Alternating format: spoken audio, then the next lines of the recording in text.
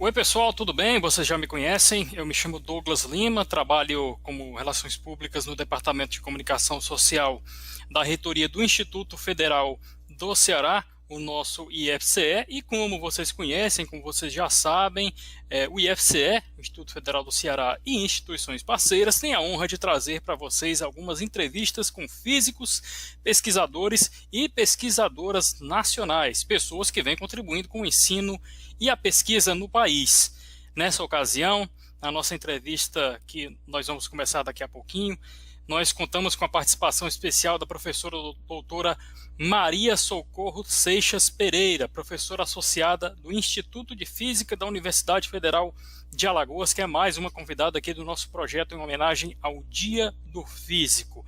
A professora Maria Socorro Seixas Pereira possui graduação em licenciatura em Física pela Universidade Estadual do Sudoeste da Bahia, título de mestre e doutora pela Universidade Federal de Alagoas. Tem experiência na área de materiais e propriedades magnéticas, transições de fase e efeitos da adição de nanopartículas em sistemas líquido-cristalinos.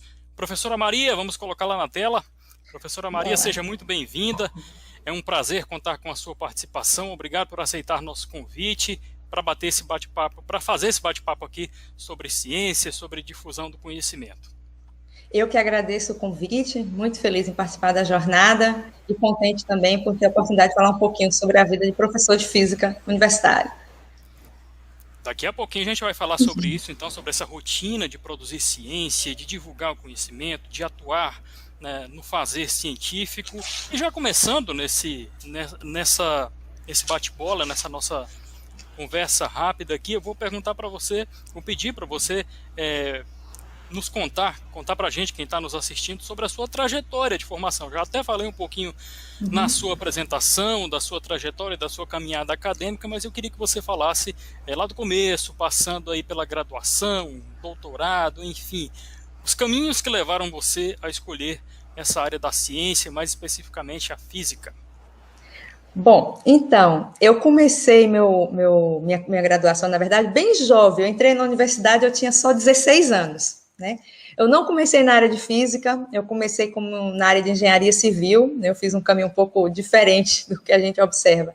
Eu comecei na engenharia civil. Depois de 2 anos de curso, eu percebi que talvez a minha praia não fosse exatamente essa. Talvez eu não quisesse mesmo fazer engenharia. Foi quando eu tive a oportunidade de fazer o curso de física, foi o curso de licenciatura, lá na universidade, numa cidade chamada Vitória da Conquista, no interior da Bahia. A universidade é uma universidade estadual, a Universidade Estadual do Sudoeste da Bahia. A minha turma foi uma das primeiras turmas de graduação da universidade. A universidade, ela hoje é uma universidade bem maior, claro, mas quando eu frequentei a UESB, ela era uma universidade menor, mas sempre foi extremamente acolhedora. Então, assim, eu tive uma graduação muito tranquila, com uma qualidade excelente, com profissionais excelentes também. Tive a oportunidade já de ingressar na área de pesquisa desde a graduação, fui aluna PIBIC, né, fiz iniciação científica na área de física de sistemas magnéticos também. E em 2006 eu terminei minha graduação lá na UESB, lá no interior da Bahia, e me surgiu a oportunidade de vir fazer o mestrado aqui em Maceió, que é onde eu estou até hoje. Na verdade, na época eu tive a oportunidade de escolher, na verdade. Eu passei em alguns mestrados, mas eu preferi vir a Maceió, e foi muito bom. Eu fiz meu mestrado aqui na UFAL, na Universidade Federal de Alagoas. Fiz meu doutorado, acabei passando no concurso aqui mesmo, hoje sou professora do instituto que me formou, né, no nível de pós-graduação. Sou muito feliz por ter feito meu mestrado, meu doutorado aqui na UFAL. Meu mestrado e doutorado foram em áreas ligeiramente diferentes, né, meu mestrado eu fiz estudando um pouco de sistemas magnéticos, né. No doutorado eu mudei um pouquinho de área, eu comecei meu doutorado em 2008, terminei em 2011, o doutorado eu já estudei um pouco mais de outros sistemas físicos importantes também, né, sistemas físicos líquidos cristalinos, que são os nossos cristais líquidos. Tive uma oportunidade muito boa, trabalhei com gente muito, muito boa, tive a oportunidade de ter experiência também com pessoas de outros países, né, com parcerias durante o meu doutorado, especialmente parte do meu doutorado eu fiz em colaboração com um professor da Universidade da Rússia, né, o professor Leonid, que foi também quem me ajudou em uma parte do meu doutorado. Fui agraciada com a menção honrosa no doutorado, né, uma menção honrosa do prêmio José Leite Lopes, o prêmio da SBF na época, tive a menção honrosa, e foi bem tranquilo, assim, eu tive um período de graduação e pós-graduação muito tranquilo, sabe, Douglas? Eu consegui fazer minha pós-graduação no período certinho, tive grandes oportunidades, foi um período em que a gente tinha um investimento maior também em formação profissional, então tive a oportunidade de experiências fora do país, conheci universidades, trabalhei, como eu falei, com pessoas também fora do país. Então, assim, foi muito gratificante, assim, foi um período, claro, tem os seus percalços, né, tem as dificuldades, mas foi muito gratificante, sim, foi bem tranquilo, e, assim, a minha carreira foi essa, eu caí na física meio que de segunda opção, mas eu acredito que foi a que deveria ter sido mesmo. Eu comecei como engenharia civil, mas acabei mudando para física e terminei meu mestrado e doutorado aqui na UFAL, tá? Mas foi super tranquilo, assim, no sentido de que eu tive grandes oportunidades, né? Trabalhei com muita gente boa. Sou física teórica, não sou física experimental, né? Eu sou física teórica, o que gera também algumas dificuldades, mas, assim, foi muito bom, assim, eu tenho muito que agradecer pela oportunidade que eu tive, principalmente aqui na Universidade Federal de Alagoas, que foi quem me deu a formação em pós-graduação. Foi muito tranquilo. Legal, né? Fica aí a lição para quem inicia uma graduação, de repente não se encontra, acaba não engrenando em determinada área, sempre é tempo de recomeçar. Recomeçar, né? Buscar outros caminhos. Foi o que aconteceu com a comigo. Socorro. Ela se encontrou na física, na ciência. Exato.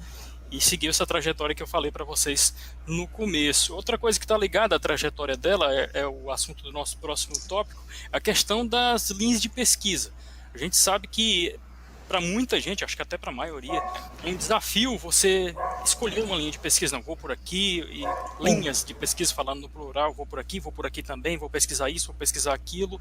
E eu queria que você falasse um pouco das suas linhas de pesquisa, os desafios que elas representam para quem está atuando nelas, os principais trabalhos, enfim, fale para a gente um pouco sobre isso. Tanto meu mestrado quanto meu doutorado eu fiz numa grande área que foi física da matéria condensada, tá?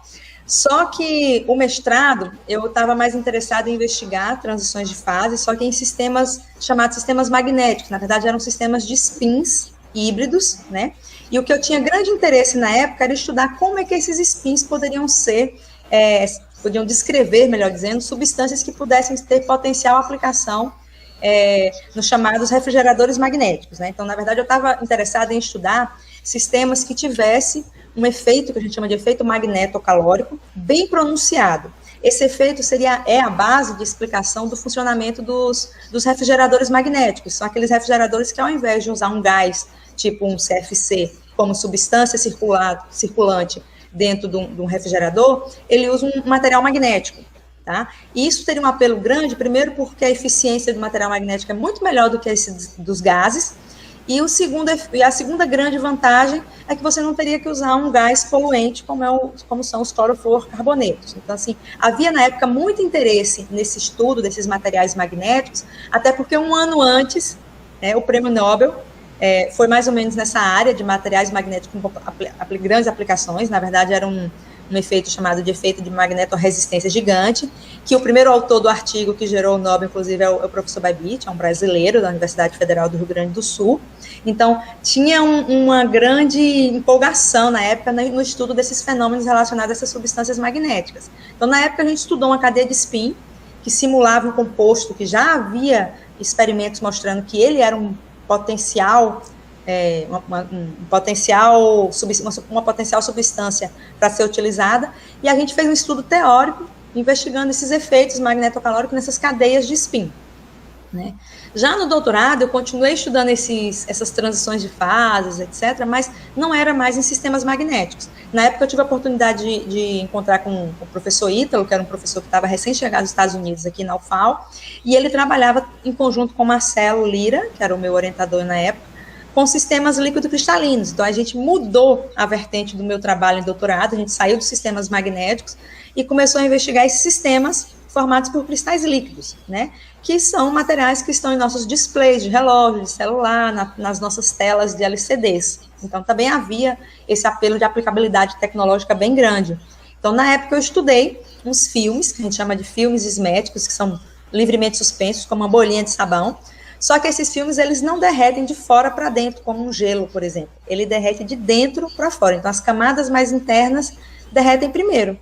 Só que não havia estudos na época dizendo como controlar esse derretimento, né, essa transição, usando um campo magnético. Se usava apenas temperatura. O controle de temperatura é um controle muito complicado.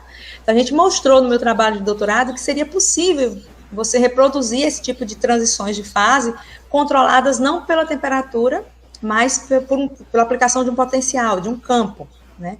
E aí, isso foi, assim, o trabalho, talvez, o mais importante do meu doutorado. Teve outros trabalhos, mas esse eu gosto de chamar a atenção. Ele gerou uma publicação boa, gerou um Physical Review Letters na época, e, assim, foi um grande trabalho de doutorado. Atualmente, eu revisitei os meus sistemas magnéticos de mestrado, bateu o saudosismo, eu voltei, né? Voltei para minhas cadeias de spins.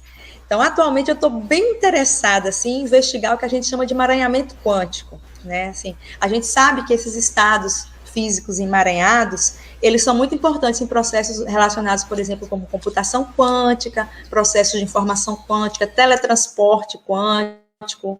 Então, a gente estuda emaranhamento quântico em cadeias de spins, ou sistemas de spins híbridos e elétrons itinerantes também, né? Na verdade, a gente estuda cadeias, magnéticos, sistemas magnéticos, só que agora a gente está interessado nessa área de informação quântica, espintrônica, especialmente em emaranhamento quântico. Sem deixar de lado meus cristais líquidos, porque eu brinco assim, eu tenho essas minhas duas grandes áreas, né? Sem deixar de lado meus cristais líquidos, que a gente continua, assim, estudando como é que se dá a transição de fase, principalmente a aplicação em dispositivos eletroóticos, usando esses cristais líquidos, esses materiais que têm essas fases líquido-cristalinas. E eu também tenho me dedicado, um pouco mais recente também, ao nosso mestrado profissional em ensino de física, né, que era uma coisa que eu, como licenciada lá na graduação, eu ainda não tinha nada feito na área de pesquisa e ensino. Então, mais recentemente, a UFAL, a gente conseguiu abrir aqui um polo do mestrado profissional em ensino de física, e eu tenho me dedicado também um pouco à orientação nessa área. É uma área, claro, que eu não tenho formação de pós-graduação, mas é uma área que eu tenho tentado me enveredar e tenho gostado bastante, que é essa área de ensino também, mais no mestrado profissional da SBF, da Sociedade Brasileira de Física. Muito bem, muito legal aí as suas linhas de pesquisa, suas variadas áreas de atuação dentro da ciência, dentro do fazer científico, tendo como plano de fundo aí o ensino da física, prática, a teórica da física. Continuando então o nosso bate-papo, o nosso bate-bola aqui na nossa jornada de física, 5º evento científico unificado, eu pergunto para você o seguinte, você já falou um pouquinho sobre isso, já deu alguma pincelada aí sobre isso, mas agora a gente pode até aprofundar. Eu peço para que você nos fale um pouco sobre a sua opção pela docência. Quando se fala em professor ou professora, o que é que o senso comum traz para a nossa mente, para a mente da maioria da população? É a questão do professor ali na frente, os alunos assistindo a aula no ambiente de sala de aula, mas a gente sabe que a concepção moderna da docência, dessa atuação é muito mais abrangente do que isso, não é isso? Enquanto docente de uma universidade federal, o caso da UFAL, quais são as principais atividades que você desenvolve? Como você falou, Douglas, assim, a atividade de professor, ela é muito, muito além do que a sala de aula. Eu costumo dizer assim, eu falo sempre, eu nasci para ser professora, né? Eu acho que eu brinquei de ser professora desde de útero, porque eu não me vejo em outra profissão. Às vezes eu fico pensando, meu Deus, como é que eu consegui ainda ficar 2 anos no curso de engenharia civil? Porque eu acho que realmente não era a minha praia ali, né? Então, eu nasci para ser professora. Só que, de fato, essa concepção de professor, uma sala de aula fechada com um quadro negro e o professor virado para um monte de cadeiras alinhadas em filas, é uma concepção que ela já realmente ela não é a realidade do que a gente vive, né? O conceito de docência ela vai para além. Eu até brinco assim que a minha carga horária dentro da UFAL, de sala de aula, não é 1/3 do que eu faço como professora da UFAL, né? Está muito além. E claro que é diferente de quando a gente pensa só no ensino básico, né, professor de ensino básico, professor de universidade federal, porque na universidade a gente não tem só ensino. Eu brinco, a universidade, antigamente, quando eu ingressei no curso de licenciatura, me ensinavam assim, a universidade ela tem um tripé, né, que é o ensino, a pesquisa e a extensão. Hoje eu digo que a universidade ela não tem mais um tripé, não, ela tem, assim, no fundo, ela tem 5 pés, né, ela tem o ensino, a pesquisa, a extensão, a inovação tecnológica, que a gente tem que fazer, né, a inovação tecnológica, e tem uma partezinha que ninguém lembra, mas a universidade tem gestão, né? E a gente, enquanto professor, é quem faz a gestão universitária. O reitor universitário é o professor da universidade. Então, assim, a atividade docente dentro da universidade, ela extrapola a sala de aula. O ensino é só um pé dessa mesa de 5 pés que eu falei, né? Assim, é um pé que talvez seja o que eu mais me identifico. Eu gosto de estar na sala de aula. Eu gosto de dar aula, sabe? E eu aprendi que a sala de aula não é o ambiente físico da universidade. Eu aprendi com esse período pandêmico da gente que a universidade é isso aqui, é o trocar, né? Essa é a sala de aula.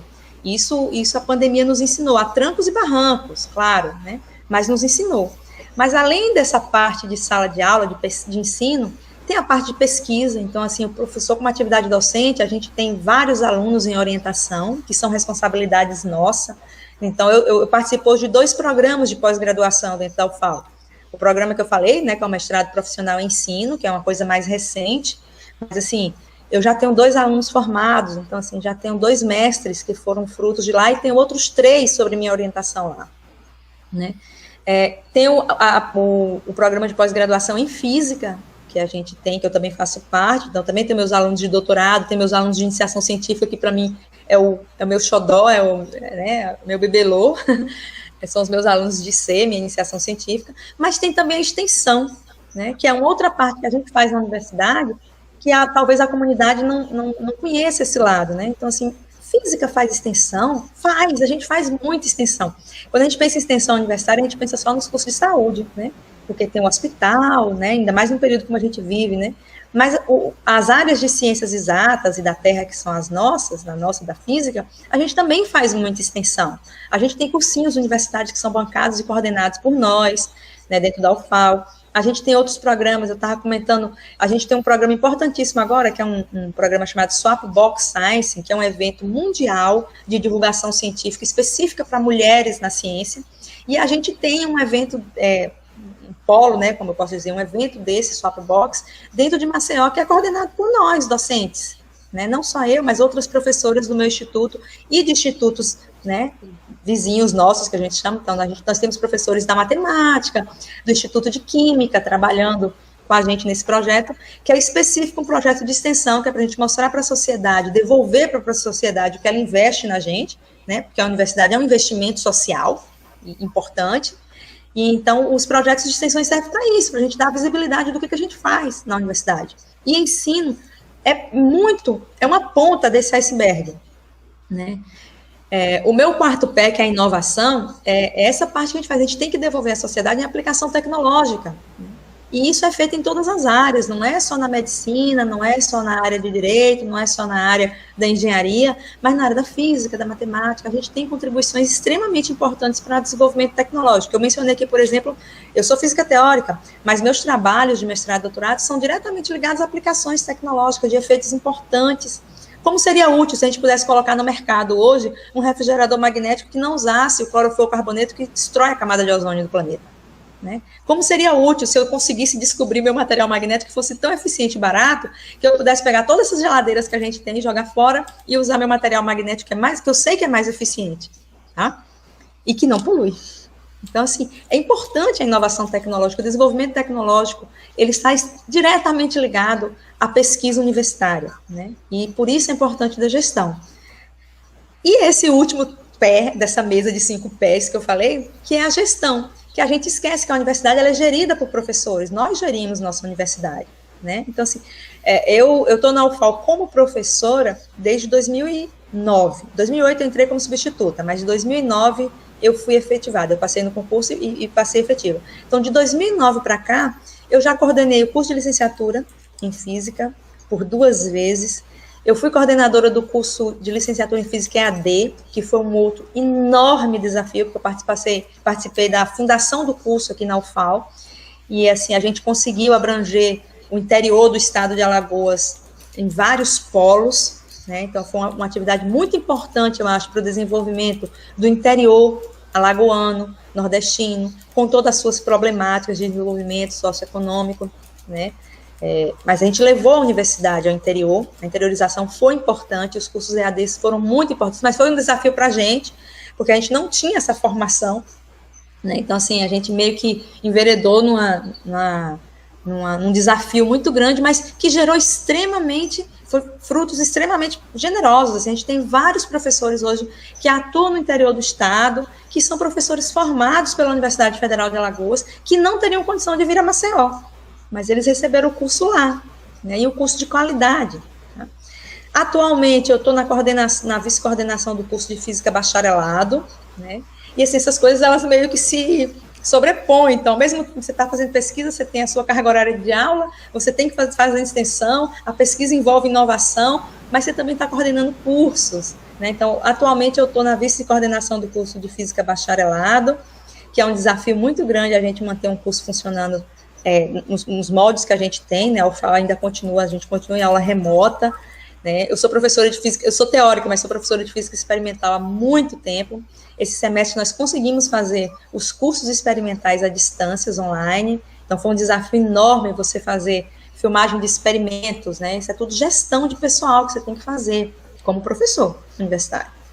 Sou coordenadora do curso de monitoria, sou coordenadora da monitoria, do programa de monitoria da física, né, do nosso instituto, desde 2010 que eu estou nessa coordenação, então atualmente são 14 monitores diretamente sobre minha responsabilidade, e assim, é muito além da aula. Então, as atividades de gestão, ela também ocupam um tempo muito grande, e aí, como você falou, muitas vezes a sociedade não sabe como é que é a dinâmica de funcionamento dentro da universidade, e quem gerencia é o professor que dá aula, é o professor que pesquisa, é o professor que faz extensão, é o professor que faz a gestão. Então, assim, é um trabalho muito mais amplo do que o que a gente imagina. Mas eu sou feliz com o que eu faço, muito. Muito bem. E finalizando então a nossa conversa, nosso bate-papo sobre a sua carreira, sobre a sua trajetória. Aliás, que bela trajetória, muito legal ouvir uma história como essa. Tenho certeza que quem está nos assistindo também vai se inspirar com sua trajetória e vai se sentir ainda mais motivado para abraçar a ciência. Eu queria que você fizesse justamente isso, que a gente finalizasse com uma mensagem sua para quem está começando, para quem ainda não escolheu bem os caminhos. Pô, gosto de física, mas para onde é que eu vou? E tá difícil, é um curso muito difícil, tem muito cálculo, logo o pessoal já começa a falar isso. É verdade. Muita gente fica pelo caminho por causa disso. Deixa a sua mensagem para quem está começando na área da física, na área da ciência, e que está motivado para trilhar esse caminho, mas precisa só de um empurrãozinho. Eu começo, quando me perguntam assim, o que é preciso para terminar o curso de física, eu falo assim, perseverar, sabe? Persistir é necessário. Mas como você falou, o curso de física é muito cálculo, é muito difícil. Todos os cursos vão ter alguma dificuldade. Todos.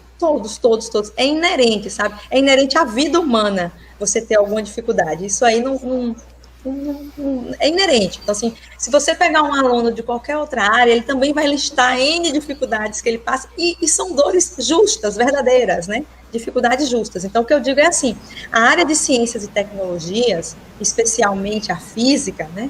Ela é uma área, assim, que ela além de ser muito importante, por tudo que eu já falei, muito importante, quando eu falo de desenvolvimento social, é desenvolvimento social enquanto sociedade, né? Então, a gente tem desenvolvimento tecnológico, desenvolvimento econômico, claro, mas desenvolvimento de formação profissional, porque isso também é muito importante. Então, eu acho que mais do que qualquer coisa que eu diria hoje para uma pessoa que pensa em fazer física é que há N possibilidades, né? Persistir é necessário, mas vocês vão ver que quando vocês ingressarem nessa carreira, enveredarem por essa carreira acadêmica, vocês vão ver que o leque de opções é muito grande. Eu estou aqui falando que eu amo minha profissão, que eu nasci para ser professora, mas você pode fazer um curso de física e ter outras N opções de trabalhar enquanto físico, que não seja dando aula.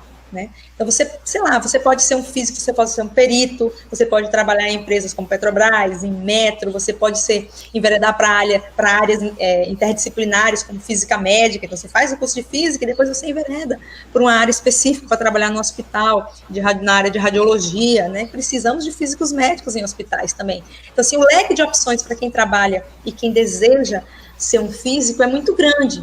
Então, para além das dificuldades, eu acho que a gente tem que olhar o que está à frente, é o futuro, é o horizonte que a gente tem que ter. E o horizonte, ele não tem limite, o horizonte é você quem faz, tá? Então, assim, esquece as dificuldades, porque elas vão ser inerentes da sua vida. Por isso que eu digo, resistir, persistir é necessário, mas o fruto, ele é muito bem-vindo, tá? E ele é muito gratificante também, tá? Então, permita-se, conheça. Não é uma área fácil, como outras também não serão, né? Mas, assim, não desistir de cara. Né? Acho que persistir é a palavra. Então, se eu pudesse dizer hoje a um aluno, uma pessoa, especialmente uma menina que queira fazer física, venha. As portas hoje estão muito mais abertas do que já foram antes. Tá? Nós temos hoje dificuldades, mas assim, a gente também já avançou muito.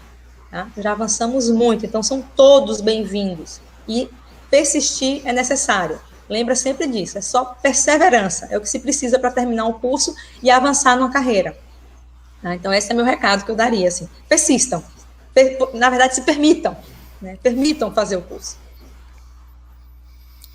Muito bem, então está aí a mensagem da professora Socorro Seixas, da Universidade Federal de Alagoas. Persistam, não deixem que ninguém diga para vocês que, sei lá, por algum motivo, qualquer motivo não vai dar certo, que vocês não nasceram para isso. Gente, todo mundo pode fazer o que quiser, depende do grau de comprometimento da pessoa, da disciplina dela, enfim. É assim na física, é assim em todas as outras áreas. Dedicação é a palavra de ordem. A palavra de ordem é um substantivo-chave para o sucesso em qualquer carreira, e é assim na física e é assim em qualquer área do conhecimento científico.